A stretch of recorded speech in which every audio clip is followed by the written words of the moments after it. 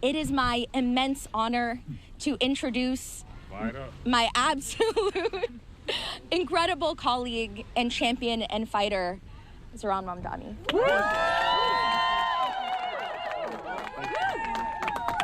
Thank you. Good evening, everyone. It is such a pleasure to be here with all of you today, to be here alongside our borough president, our deputy majority leader, our state senator, our city councilwoman, and countless volunteers who are here for the final night of canvassing before the election. We know what is on the ballot, but I want to take a moment to speak about who is on the ballot tonight. Donald Trump just put out a statement encouraging New Yorkers, saying they must vote for Andrew Cuomo. We know and have known for months that Donald Trump would favor Andrew Cuomo as the mayor. They share the same donors. They share the same small vision. They share the same sense of impunity. And yet in these final days, what was rumored, what was feared has become naked and unabashed. The MAGA movement's embrace of Andrew Cuomo is reflective of Donald Trump's understanding that this would be the best mayor for him. Not the best mayor for New York City, not the best mayor for New Yorkers, but the best mayor for Donald Trump as his administration. And for all those who question the feasibility of fighting for working people, we speak often about free buses, which costs about $700 million. I would invite you to look at another man who endorsed Andrew Cuomo today, Elon Musk. Elon Musk, for whom it only took $959 million in tax breaks from Andrew Cuomo when he was the governor for his pet projects to get that endorsement. More money than it would cost to make every single bus free in this city. So the question is not how we will pay for it, but whether we want to pay for it. And so we know, as you all go out tonight to knock on doors, that the New Yorkers you will find on the other side are New Yorkers who are increasingly feeling afraid of their own place in this city. New Yorkers who question whether they can send their children to school, whether they will be able to afford the next rent hike, whether they can actually get groceries with these SNAP cuts. New Yorkers who know that they are under attack from twin crises of an authoritarian administration on one side and the affordability crisis on the other. And as much focus as there is on polls and on predictions, I want you all to raise your hands for me one last time. If every person who is here to canvass can put their hands in the air, because these are the hands that will decide this election. These are the hands that will cast votes. These are the hands that will knock on doors. These are the hands that will call your neighbors. And these are the hands that have brought us to this point of making history in this city. Making history to show that when you focus and fight for working people, you can in fact remake the politics of the place that you call home. And I want to thank every person that's here. Because though it is tempting in electoral politics to ascribe an achievement to an individual, it is actually of a collective. And you are all the people who made that collective real. You are the New Yorkers who were with me this morning at 6, and the New Yorkers who are with me this evening at 7. The New Yorkers who have been standing alongside this fight for more than a year. And the reason that the President of the United States of America, the reason that one of the wealthiest men in the world are both trying to get involved at the last minute is that they know we will accomplish everything we have run on. That is what they fear. They fear the power of an example that can show that it need not be this hard to call this city home. It need not be this hard to afford to live in these 5 boroughs. And I thank you because you are on the verge of sharing that example with the world. So hold on to that example tonight. Hold on to it when you're going 10 consecutive not homes in your canvas. Hold on when you're in that second hour and you're asking yourself, should I walk up this 6th flight of stairs? Hold on to it. When a person opens their door just a little bit and they show you the despair that they have long associated with politics, hold on to it, because you could open their eyes to a world that they have not seen in this city for so long. And as tempting as it is to think that everyone has been paying attention to this race, just last week, a friend of mine, Charlie, knocked on doors in Hell's Kitchen, and he shared afterwards that he met a man who had yet to hear of this campaign. You may find a New Yorker for whom you are the person that introduces them to this fight.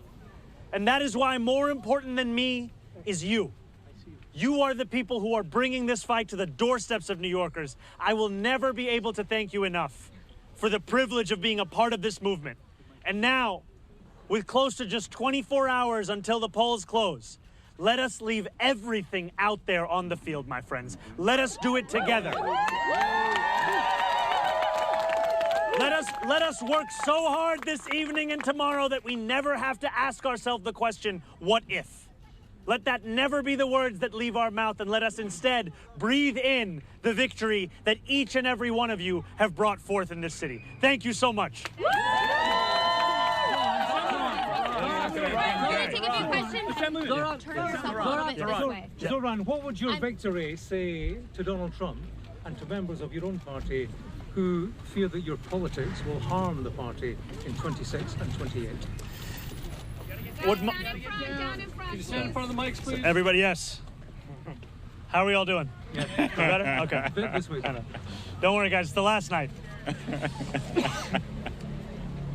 You know, Donald Trump ran a presidential campaign with the promise of cheaper groceries. Donald Trump ran a presidential campaign committing to lowering the cost of living. What our success will show is that it is not enough to diagnose the despair in working class Americans' lives. You have to actually deliver on the agenda. And that is what we intend to do each and every day while we are in Hall. What about the reluctance of members of your own party about your politics? Look, if you're a member of my own party like Andrew Cuomo, I'd understand why you wouldn't support our politics, because it's a direct challenge to everything that this former governor has stood for. A politics of impunity, a politics of selling out working class people at the behest of his billionaire donors, and a politics of telling New Yorkers what they can't do when really what they mean to say is what they won't do. Okay, we'll go to Josie right here. Jeremy, Assemblymember, I know you just said that this is more, I think, naked and abashing for your words than previous associations between the two men. Were you at all surprised to see the president go this far in support of Governor Cuomo? And then also, how do you reckon, I know you've made your own pushes into voter bases that have supported Trump in 2020 or even earlier. So how do you reckon with your own appeals to Trump voters and Cuomo's? You know, I will always speak to every New Yorker who calls the city home. And while I'm looking to speak to Donald Trump's voters, Andrew Cuomo is looking to speak to Donald Trump's donors. That's the difference here. These are New Yorkers who voted for the president in the hopes of having a lower cost of living, and who instead found that their despair was exploited as a means by which to deliver the political prosecution of Donald Trump's enemies and the enacting of the single largest deportation force in American history. Now, we knew in the primary that Andrew Cuomo was being funded by the same billionaire donors that gave us Donald Trump's second term. I did not, however, anticipate Andrew Cuomo going from being Donald Trump's puppet to being so nakedly his parrot. What he has said in these last few days, these are words that should shock the conscience of New Yorkers. He has said that diversity is a weakness, while forgetting which black host of the TV show he was on he was actually speaking to. He has laughed and agreed when a radio show host said that I would cheer on another 9/11. He has stood alongside the current mayor of the city as that mayor said that he was endorsing Andrew Cuomo to stop a movement that was burning churches in Nigeria, to stop New York City from becoming Europe. And as Deputy Majority Leader Mike Gianaris said, for Andrew Cuomo's closing message to be a call for Republicans to support him, it shows what we have long known, but what he was able to hide while he was in Albany, which is that Andrew Cuomo is interested more in his own power than in living up to the ideals that make so many New Yorkers proud to be Democrats. All right, we're going to go Michael right here. Assemblyman, in his post, Donald Trump very specifically threatened to withhold federal funds. He said it is highly unlikely that I will be contributing federal funds other than the very minimum to New York City. If you are elected, that is a very real threat that you're going to have to deal with. How will you address that after you're elected if you win? I will address that threat for what it is. It is a threat. It is not the law. And too often we treat everything that comes out of Donald Trump's mouth as if it is already legal just by virtue of who is saying it. And it is time to finally stand up to the bullies that make these threats, not to become the bullies ourselves. And we've seen time and time again that the best way to respond to Donald Trump and to defeat these kinds of threats is to actually stand up and fight back. You've seen leaders across this country who have shown their unwillingness to compromise on their own morals and their own values as the way in which they fight back. And too often what we found in New York City is instead a willingness to capitulate and coordinate.